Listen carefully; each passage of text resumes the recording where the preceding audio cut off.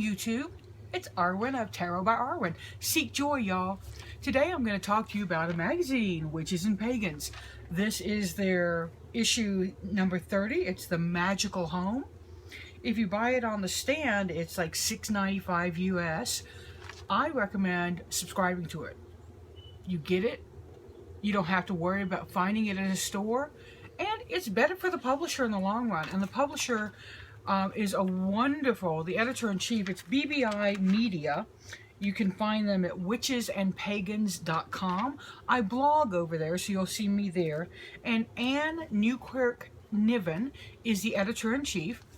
And she does a wonderful introduction. In this one, she talks about one big pagan family. We're all in this together.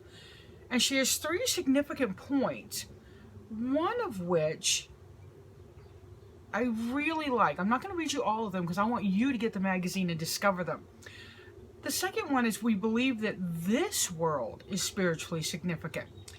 And she says it might sound trivial until one observes the central place of this world is not our home, apocalyptic thinking that underpins Christianity and to some extent its Abrahamic brethren. As pagans, we embrace an embodied, empowered form of spirituality. Then there's give and take, which is feedback from the readers. And great letters. I mean, some of these letters are like almost article length. I really enjoy them. Here's just a piece of one letter. The call of Canada geese flying south in a wide V over the bare brown tangles of branches while red fire newts crawled out of the frosty mud. Whoa. I mean, is that not beautiful writing? There's an opinion piece. This one is from John Beckett about the wild priesthood. And he talks about his views of what a priest is within the pagan community and whether they should be paid or not. And he's got some great thoughts on that. There is poetry. I'm making sure I'm not skipping pages. I am skipping pages. I just want y'all to get a sense of how full this magazine is. A beautiful, beautiful poetry section. I'm just going to read you a little tiny bit of one. It's called Blood Lilies in Summer. It's by David Hatfield Sparks. And I'm just going to read you one stanza. Mimosa blooms in your beard. Cleopatra's needle hangs from your thigh, while peaches ripen on the heads of medieval pens. And it's beautiful, and it tells you about who they are, each piece. And then there's The Magical Home. This is food for thought, and it is written by Natalie Zaman. And it's about Cucina Aurora. Cucina Aurora is from Dawn Hunt. She lives currently in New Hampshire. Here's a picture of her. And it talks about her process as a kitchen witch and about her company. And I actually, one of the other articles mentions Cucina Aurora's olive oils as being something great to have on hand. And I'm pretty sure they didn't know that the other was writing the other. And there are things like 5 tips to turn your kitchen into a sacred space from food magic. And what's interesting is I just did a reading for somebody, and one of the things we talked about was using what they have, using what's right there for them, and going to their kitchen cabinet and looking at the spices they have, writing them down, and then doing homework on what each spice could do in magic for them. So it was interesting, that little synchronicity. Then there's The Magical Home, of Feng Shui for Pagans by Tess Whitehurst. I just did a review on Tess's new oracle deck, The Magic of Flowers Oracle. And she talks about the 4 basic principles of Feng Shui. Bringing in nature is one of them. And then she talks about specific. She gives you very specific things to do. One of the things I like about this magazine is that as I was reading it, I was thinking, oh, I need to look at that. Oh, I need to look at that. Oh, I need to look at that. So really good. Again, this is Witches and Pagans. It's The Magical Home, issue number 30. Here is Be Prepared. It's an article on protecting your home with voodoo magic by Lilith Dorsey. And she goes into some personal stuff about how she came to voodoo and some of her connections with it. But again, she gives you recipes. There are 1, 2, 3 recipes here, and you have connection to her blog if you want to go read about her blog. Lisa McSherry talks about hidden Hestia connecting to the goddess of hearth and stone. I love this article, y'all. She did some journaling, and she included that in her article about finding Hestia's the ruins of her temple when she was visiting in Rome, and talks about how to bring Hestia home, invoking Hestia. And here's an interesting, they do big like sections of each article. This one says, it is not surprising that in an age when outside activities dominate our existence, Hestia has been largely forgotten. She is not about striving and straining, competing and succeeding. She is about being. From Stacy Carroll, we get Green Magic, discover the esoteric apothecary in your kitchen cupboards. She does a magical herbal correspondence of A to Z. She has some interesting thoughts on rosemary. Not sure I quite agree with all of them, but I haven't done a lot of work on that, so it's something I'm going to be looking into. She mentions the herb that's also called Eye of Newt. So if you're interested, grab this magazine. Christine Hoff Kramer, How Does a Witch Become a Mother? This article hit home for me. I was never able to have a child. So this was a very poignant article on how she did magical work to become a mom and how being a mom changed her pagan practice. Here under their section called People, Place, and Practice, there's an interview by Sorcha Felnar, and she's interviewing Carrie Toring, who is a vulva, staff-carrying woman in the heathen tradition. And this was really, really interesting to me. Carrie sounds like she really works on her, let me turn this computer off because y'all see that glare? But Carrie talks about how she came to her Nordic roots or came back to them and how she does this work. Really interesting, some information on how the words changed and become kind of an ugly word and how she's doing work to reclaim it. And it's very in-depth. It also shares about her recording Nikon and Bear or Nikon and Bear. Then we talk about Song of the Chattahoochee, and this is on being a pagan witch in urban Atlanta by Sarah Amis, or Amis. And I used to live in Atlanta, so I really enjoyed this. She talks about how she connected herself almost by accident to Atlanta by doing a protection spell right after 9/11. So, and it's got a lot of hoodoo and root work information in there. Then another lovely heathen or Norse or Asatru is written by Elizabeth Creeley, and it's about Maria Vilhag. I may be mispronouncing her name. She has a YouTube channel here, and I will link you to that. She's just adorable. Look at that picture. I just think she's the cutest little thing. And I don't mean little thing in an ugly way. She's cute. She looks precious. But she talks about her grandparents and how she connected to her ancestors and how Odin spoke to her and the work she's doing. And she's a writer also. She has books up on Amazon. I'll link y'all to them. And you can subscribe. And they have different magazines. They do Witches and Pagans, Sage Woman, which is fabulous, and Crone. And you can subscribe to all 3 titles for 1 year. If you bought all 3 titles, you'd pay $84. If you subscribe, you pay $61. You know, and it's different. 1 title's $23, 2 titles $42, and it's a good savings. You know, you're saving money here. So that's really what I want to impress on people is why you'd want to get these. And you can go all the way up to 3 years discounts if you want. And here's under Teachers and Mentor, you get an Old World Witchcraft article by Raven Grimassi. And he starts with, "Come now, sit by the hearth, and we will speak of ancient things."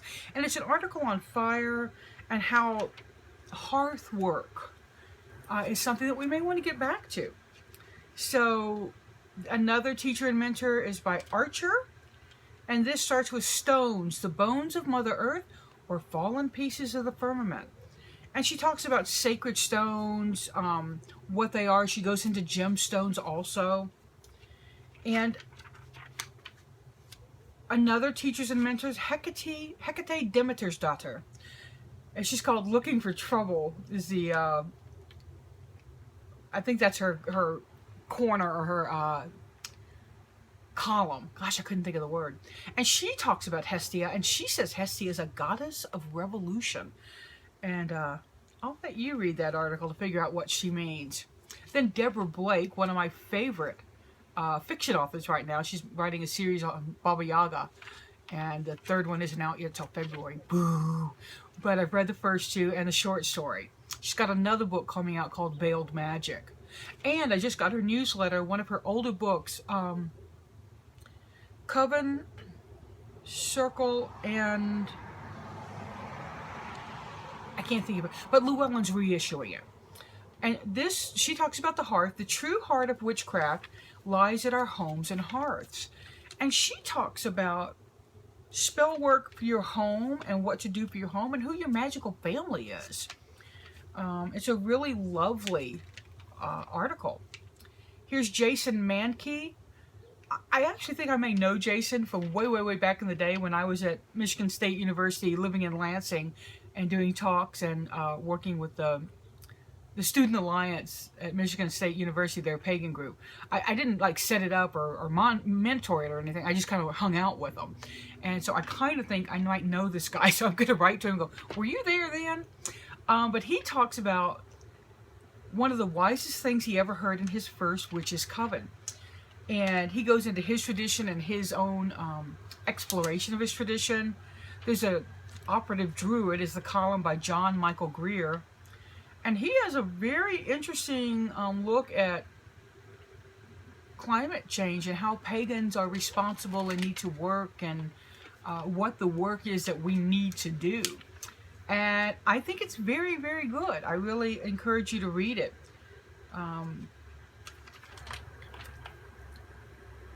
There's an astrology column by Diana Manzanilla. Sorry if I mispronounced your name, girls. Working with cycles of life is essential to pagan astrology. And she talks about the gift of Mercury retrograde. And my eyes were just blown open. I mean, I've read a whole lot of different ways of looking at Mercury retrograde, and boom, y'all, boom. That really was an excellent article. H. Byron Ballard has a column called Buckle Up, and she talks about the place you call home doesn't belong to the humans that live here. It doesn't just belong. And she talks about house blessing and the spirits of the home and how to work with them. The Crafty Curmudgeon was a great, great column for me this time. Fritz Muntean has a special guest named Rosa Weiss, and he talks about pagan children and indoctrination or not indoctrination, and the practices we have in our home, and how Christianity and other Abrahamic religions and other religions like Buddhism have home practices that their children learn, and how we may not be tying our children into our practices correctly. And it's a pretty open article. He doesn't fall one way or another. Now, Cheryl Szynski, fabulous. She talks about sharing our mystical experiences with our community widens our visions of the gods. And she talks about a very special magic she performs. I do not know how to pronounce it. Sade or Sage or Satyr. Oh no, there's a way to spell it. It's pronounced Saith, Seethe, or Seether. It's a Norse form of shamanism. And she talks about how she uses it and what she sees in it. Again, personal experiences from practicing witches in different fields in this fabulous magazine. There are some recommended resources. There are reviews. There's a great review of Lupa's Plant and fungus totems connect with the spirits of field, forest, and garden. And they're little quick takes, so you get big, like, big reviews, and then little short ones. And on CDs too. There's not just on books. So I highly recommend this magazine. Sometimes I stop and want to go back and read it some more. There's a marketplace in here that you can also advertise in if you like. And a really, really fabulous back piece. You know how most magazines have a back piece? This back piece is called My Path. And it's from a practicing pagan, somebody you may not know. And this is by Alicia Cole. And it's called it's The Fox Finds Her Jewel, an exploration of Shinto. Now, I have a fascination with Kitsune, with Inari, with the fox goddess. I don't know where it comes from. I've had, way back in the day, a vision that was very special to me. And right after I read this, today I was on Facebook. I'm in a group called Pagan Business Network, and we kind of help promote each other. And I went to somebody's Etsy shop, and what do I see but a Kitsune statue? And I'm like, oh, I want that. But it's a big, beautiful, full-color magazine. It's, you know, it's that glossy paper we expect. It's like Cosmopolitan. Yeah, not. And illustrations. Beautiful magazine. I've subscribed for a couple of years. I've been subscribing to the electronic edition. I didn't read it as much as I should. And Anne was lovely. She would send me reminders going, Arwen. And she may do that for everybody, I don't know. But get Witches and Pagans. Go to witchesandpagans.com to subscribe. And check out Sage Woman too. For me, I can't tell you how much I love this. I just can't. Well, I am, aren't I? I'm giving you a short, Aussie Queer, video on what I think about this. But it's a beautiful magazine. It's beautifully laid out. There's some of the contents there. So, I hope you'll check it out. I hope you will subscribe. And if you do, if you subscribe, in the notes section, if they have it, say, Arwen sent me. And we'll annoy Anne. But have a great day. I'm traveling. We'll see if I get some videos done. I'm hoping, I'm going back to Austin for a little bit. I'm hoping to do a video of ancient mysteries in Austin, because it's a great shop. And I'm going to go in and see if they'll let me do that. If it's kind of a slow day and they don't have a lot of people, they might. And maybe the rock shop there in Austin. Don't know about that one. Ancient Mysteries is #1 on my list. So, seek joy, y'all. Have a great day and pass it on. Thank you so much for joining my YouTube channel and for sharing. Contest 1333, we're about 300 people away now. So, tell your friends. And let's see how we can get that done. So, you guys have a great day. Bye.